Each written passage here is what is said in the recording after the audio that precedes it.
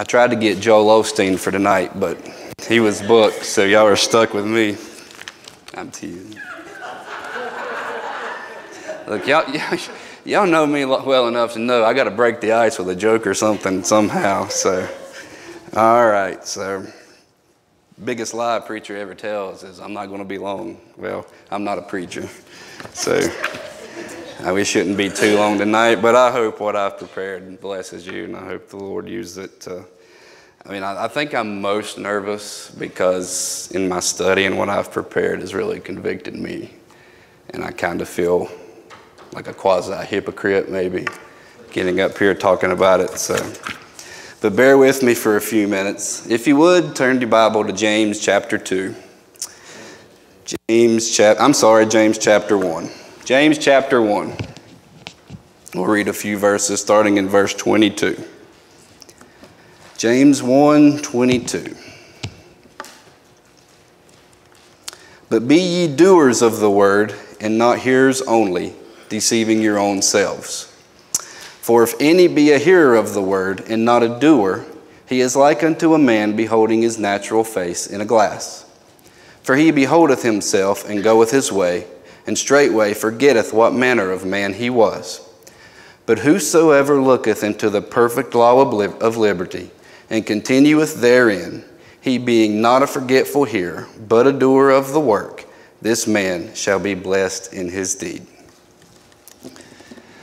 Occasionally, Jacqueline will bring out her silly bone. Y'all know me, I got to pick on my wife too. And she'll want to be silly, she'll want to act crazy, and I don't want any part of it. And she'll pester me and pester me and pester me. Come on, be silly with me, Wally. And it'll just aggravate me. And I'll look at her and I'll say, will you just act your age and not your IQ? We've all heard this saying. While I'm just saying it to Jacqueline just to, make light of the situation, it's a derogatory term. The phrase is used as a vicious attack on one's intellect. She'll be 30 next Valentine's Day. To infer that her age exceeds her IQ would mean that she suffers from a severe mental and learning disorder, which she obviously does not, at least not while we're away from home. While my quick-witted quip falls on deaf ears, that same age to intelligence description should never describe us spiritually. No matter when we are saved, at age 5, like Colton was last summer, or at age 55, we all experienced a spiritual rejuvenation, or we should have. From that point, we should grow in spiritual maturation, our spiritual age, and in spiritual intelligence, our biblical knowledge. And we should do so equally and harmoniously. These two concepts should go hand in hand and grow in unison. When we are first saved, the Bible considered us babes in Christ. But like a newborn who at first depends on its mother for food, clothing, and shelter, but later becomes more independent, the new Christian convert will, according to Peter, gradually grow in their knowledge of biblical concepts and teachings and use them in daily practice to grow in spiritual maturation. 1 Peter 2, chapter 2, verses 2 and 3. As newborn babes, desire the sincere milk of the word, that ye may grow thereby. Verse 3. If so be ye have tasted that the Lord is gracious. I have 3 points. That was my little intro. So point number 1, biblical knowledge doesn't mean spiritual maturity or even salvation. Just because we have knowledge of something that doesn't make us an expert in that field. I have all kinds of knowledge about that piano. I do. I can tell you what any of the 88 keys on that thing represents. The white ones are natural notes A through G. The black ones, depending on which way the scale you're going, represents the sharps and the flats. More than one key can be pressed together simultaneously to make a chord. The chord is C major, C, E, and G. Am I right? The chord of G major, G, B, and D. E flat major, E flat, G, and B flat, and so on. There's hundreds of chords you can make on the piano. I lead the music on Sundays. I understand time, tempo, and meter in music.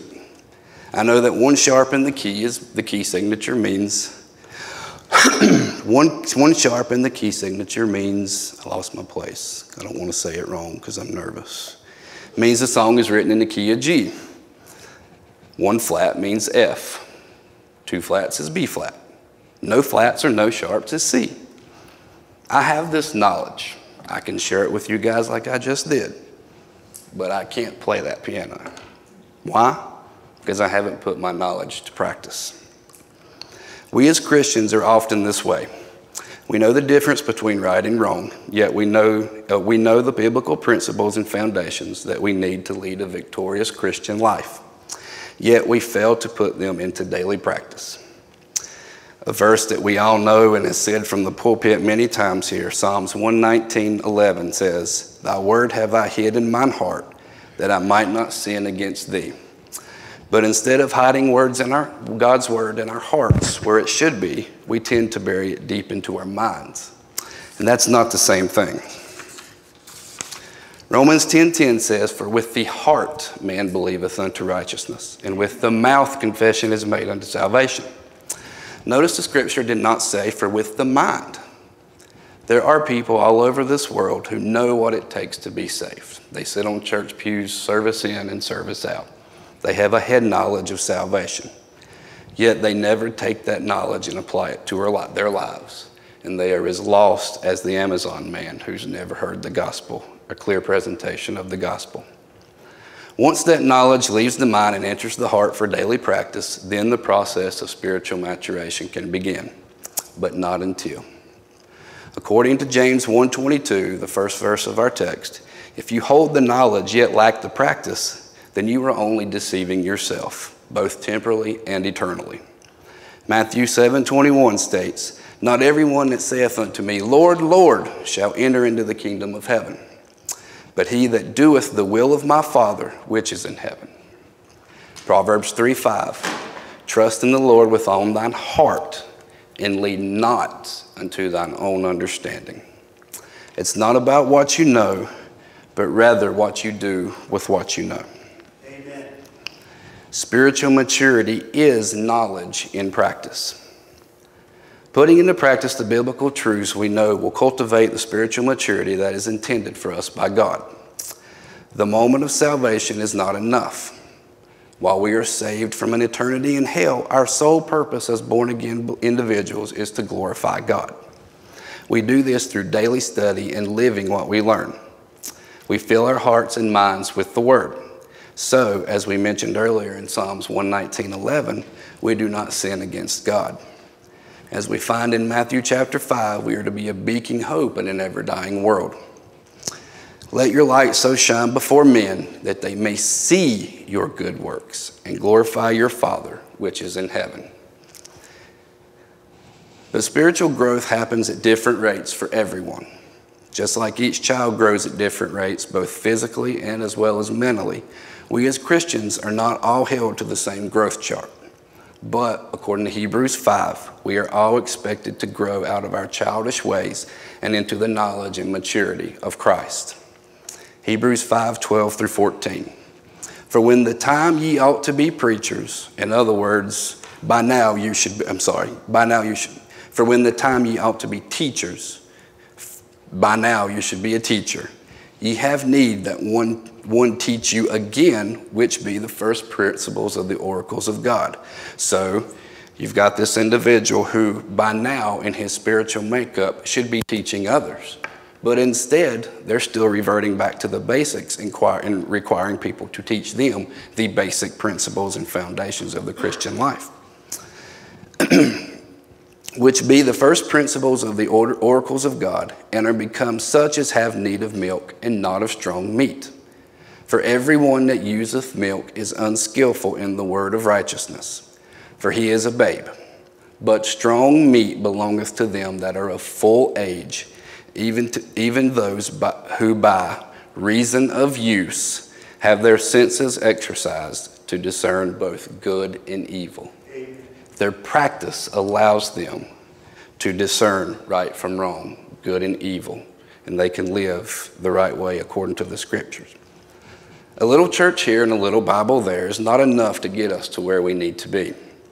The Bible apps on our phones are great things, But the randomly selected verses of the day that we can subscribe to are not enough to get us out of having 2 small children, out of spiritual diapers and into big boy Bible briefs.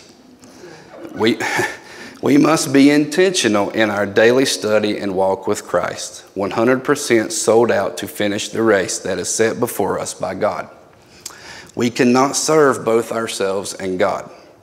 If we're serving ourselves, we are not serving God, and vice versa. James 1:8 tells us that a double-minded man is unstable in all his ways. He's hypocritical of his Christian faith and strives to please both his peers and God.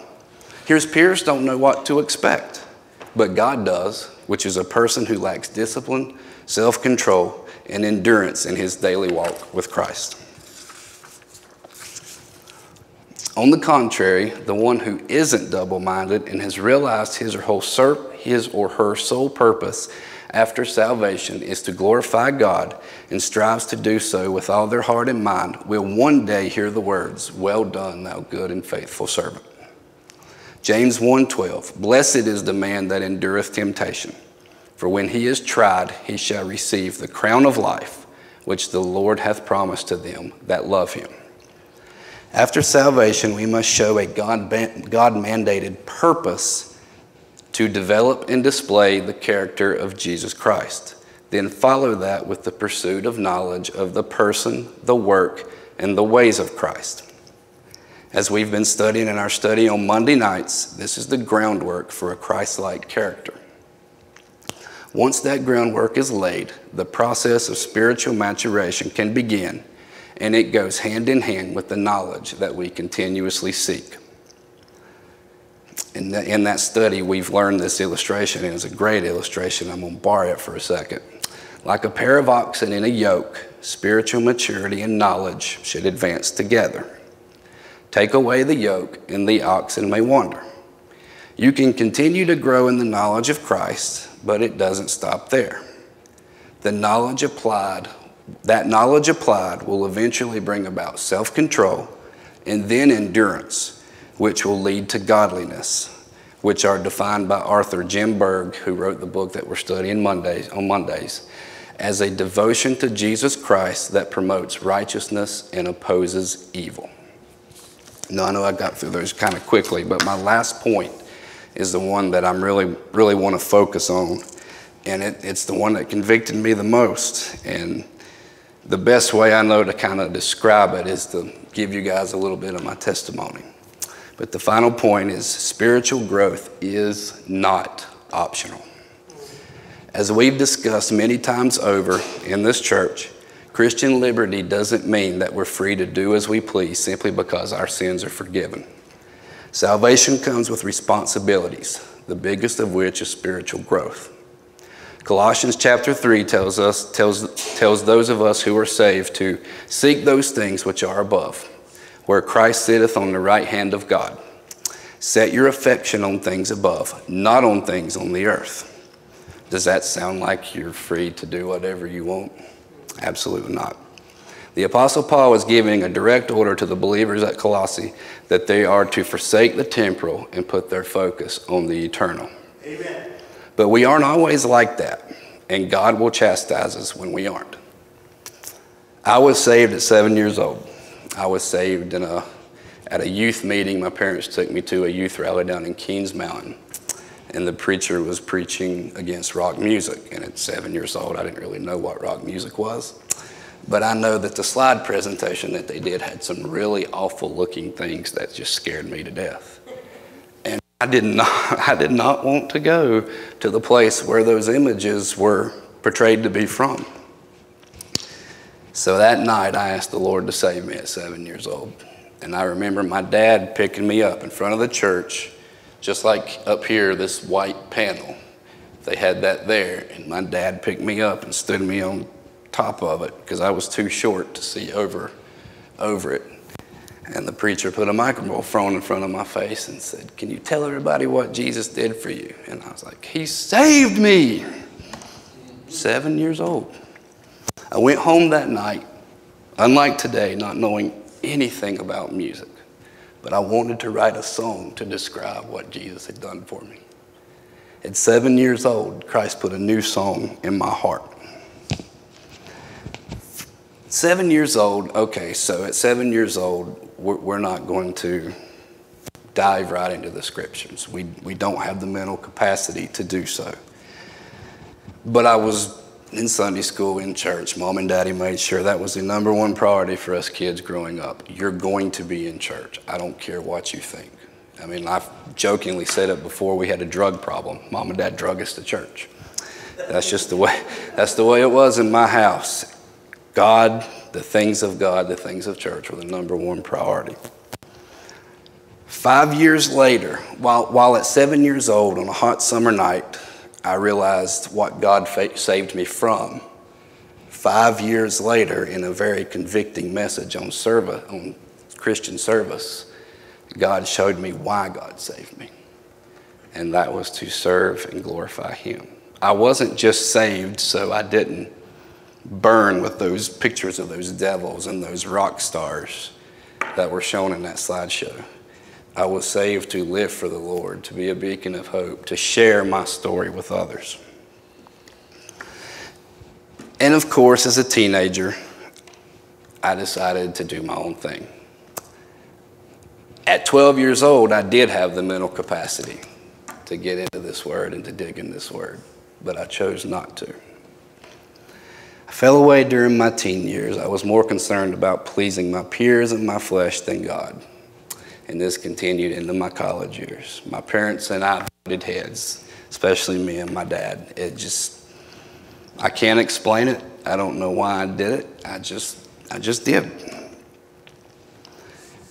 After college, I graduated in May 2005. And I went to Appalachian and got a degree in communications. I studied journalism. And then I got a minor in history. I graduated in May 2005. And after college, I sat at home for a year and did nothing. Not because I wanted to, but because I couldn't find a job. It seemed as though at the time, nobody wanted a journalism student fresh out of college. Nobody wanted it. That's what I thought then. My friends, my two closest friends were in finance, had great jobs in the banking industry, both married, both kids, and I'm sitting at home twiddling my thumbs. I mean, I was applying for Walmart cashier jobs, and nothing against anyone who's been a Walmart cashier, but I didn't go to college for 5 years to be a Walmart cashier. I needed a job. Couldn't even get that job. I filled my life, and I filled the void and the emptiness of my life with sports. I went to school to be a sports writer.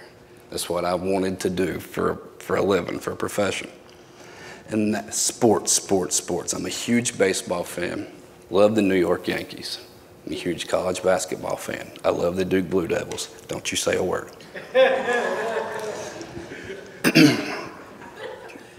And that's what I filled my life with. I didn't know it at the time, but sports had become my God. It was one Sunday, I remember it was one Sunday during February, I believe it was, maybe early March.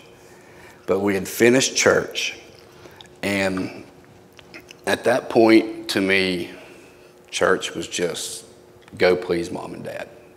I was 23, I guess, 24. Didn't have a job, still living at home. Had no relationships other than my buddies, but they're off doing their own thing because they're married with families and they have their own responsibilities. So my dad loved to talk after church. He didn't just take off. My mom, she liked to slip out, go home, get lunch ready. So my mom and my dad drove separately. So when church was over, I would slip out and go sit in the car and wait on my mom. And I remember this Sunday morning sitting in my car and saying, well, Duke doesn't play tonight. I think I can come back to church. I said that. Would you know that the evening message that night was about forsaking all other gods? And guess what the number one God he preached on that night was? Sports. I fell on my face after that service, on that altar. And I might get a little teary-eyed thinking about it, but I cried out to God, Lord, I'm sorry. Here I am. Change my heart. Bring me back to you the way I was when I was a little kid, learning about Zacchaeus and David and Goliath and Samson, Daniel in the lion's den. Take me back to that. I want to get back there. And you know how easy it was for me to not care about sports anymore? It was pretty easy. Even now, I know Dan and I talk about sports, but it doesn't matter to me anymore. I made a point that night to put God first in my life. And ever since then, I have done my best to make sure that happened. Now, that doesn't mean that I've been in the Bible every night and I've studied from Genesis 1:1 to Revelation 22:21. That's not what that means. But God has been a priority. Would you know, about 2 months later, I got my first job. Full-time job as a sports writer at the Hickory Daily Record. A year and a half later, I moved up as sports editor, the Observer News Enterprise in Newton, just town over from Hickory. I wasn't there 11 months. Actually, I wasn't there 9 months. And the sports editor at the Hickory paper, my former editor, called me and said, "You ever heard of Kinston, North Carolina?" "No." "Well, they need a sports editor. Why don't you call such and such? Talk to them about it." So I went home and looked up Kinston, North Carolina. It is in the middle of nowhere in eastern North Carolina, wedged between Goldsboro and New Bern on Highway 70, surrounded by cotton and tobacco fields. I called Brian Hanks, the managing editor at the paper, who I was told to call, and it was a weird conversation. Like, "Man, I don't know you, you don't know me, but Chris Hobbs told me to call you. He said, you have an open sports editor position, and I'd like to talk to you about it." I remember Brian telling me, "Ryan, I've heard a lot about you. Why don't you come down for an interview next weekend?" Okay. Long story short, I get the job. I pick up, I move to Kinston. I don't know a soul. I'm a tadpole in the Pacific Ocean. But I find a good church. I made God my number one priority. I didn't go to Kinston living by myself and live like I used to. I found a good church, New Testament Baptist Church. I got involved with that church. That church went to a summer camp the following summer, Camp Deer Lake in Mebane, North Carolina. I went as a counselor. Guess who was a counselor there?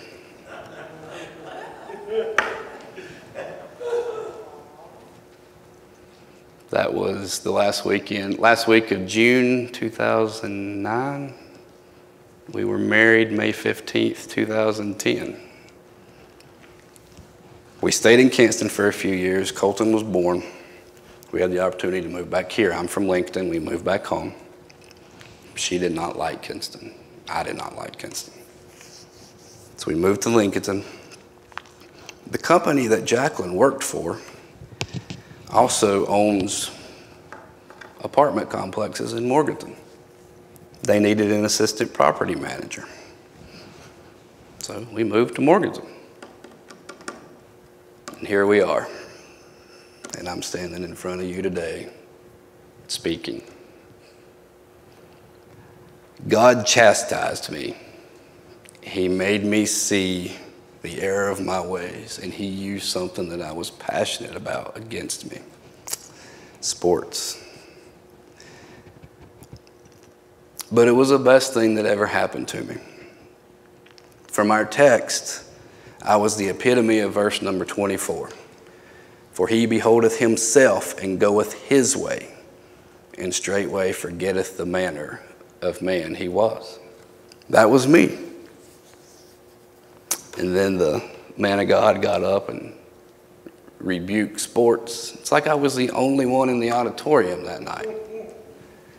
He didn't know.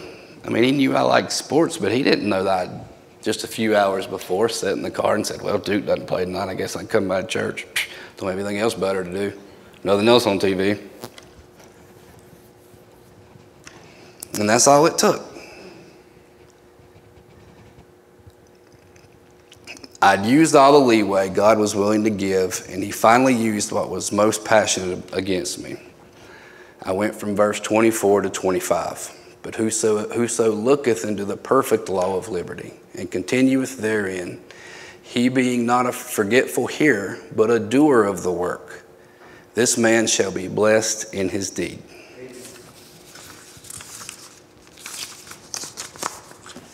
Matthew 5:48 tells us to be perfect, even as your Father which is in heaven is perfect. God demands perfection.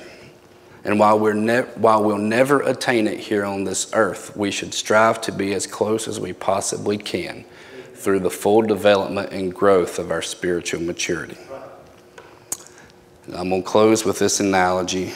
I have a 6-year-old, but I hope you guys can understand how I'm relating to this.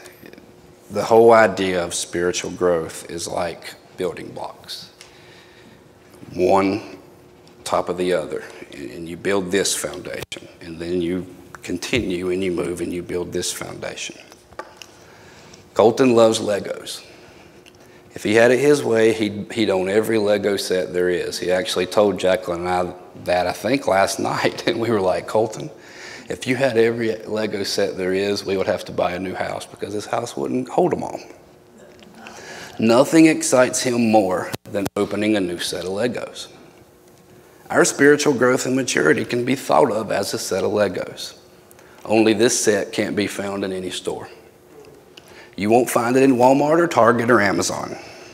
You can't get it from the Lego store at Concord Mills. We're taking the kids to Florida in a couple weeks for vacation, and we may go to Legoland while we're there. We went last year, and they have a giant Lego store at the entrance to the park. Anything Lego related you could think of, but you won't find this set there. The set's creator spent thousands of years working on other pieces before completion, and roughly 2,000 years ago, the set was deemed complete when the final piece was developed at a place called Calvary. Although this set isn't sold in stores or online, it is available for any and all to receive. And the best part is that it is free to anyone who wants it. Amen. All you have to do is ask. Once you receive your new set, you can't wait to get home and open it. The joy and zeal owning this new set of Legos brings is like no other. You get home and you rip open the package, and out fall a handful of larger pieces, the Duplo kind, with a rather large instruction manual. You look at the size of the instruction manual and compare it to the number of pieces and feel a sense of bewilderment. Yet you open the manual and begin reading and studying. You read and discover the size and shape of piece 1, then read and discover the size and shape of piece 2, and fit them together as shown. Little by little, piece by piece, you build a model of a tree. You're happy with your accomplishment, but not satisfied. The next day, you see the tree you built sitting on the table beside the empty box and realize you forgot to throw it out. But when you pick it up, you hear the familiar sound of Lego pieces rattling inside. Out of your excitement and quite confusion, you spill them onto the floor, and this time you're able to build another tree, and another, and another. This process continues every day for the rest of your life. Each day you are more and more eager to find time to play with your Legos, as each day brings about a new item to build. The items you build correspond to the items built previously. The trees eventually turned into a home. The home turned into a neighborhood. The neighborhood turned into a model of the town you live in. With each piece put into place, the model becomes more and more complete, more and more realistic, yet the model seems never ending, and that's because it is. This set of Legos will never run out. It is a lifetime set for ages birth to death. You will occasionally take a break from playing with your new Legos. After all, you do have other responsibilities. You have to go to work, you have to eat, you have to sleep. Some of us have to take a shower. And you have other hobbies as well. I like to go fishing. Mike Tudor likes to go fishing. Nathan likes to eat. But the more you build and the more you build, the more you'll have a desire to return to the box of Legos that keeps on giving new builds and new designs and new challenges. You'll tell your friends about this new set you received. You'll show them what you've done, you show them what you've accomplished, and you'll flip through the instruction manual, giving them a sneak peek at what's to come. You'll let them know that they too can be the proud owners of this new set. Those whom you come into contact with every day will know, as Colton calls himself, you're a Lego master. But like all activities, one day the building will end. What will you have to show for it? Will you have built only a few trees and a house? Or will you have nearly created the entire world save for a few pieces of the earth's poles? Everyone who owns a set will build at their own pace. Some will have owned the set for a long time, while others will have only had it for a few days. At the end, however, all that matters will be, when the master builder looks at your set, what will he have to say? My hope for all of us, especially myself, is that the master builder, who is God, can look at our sets and say, well done, thou good and faithful servant. Matthew 24:44 says, therefore be ye also ready, for in such an hour as ye think not, the Son of Man cometh. We should strive to live our lives at all times as close to Christ-like as we can. Wouldn't it be a shame if the Lord returned and found us playing with something other than the Legos he gave us?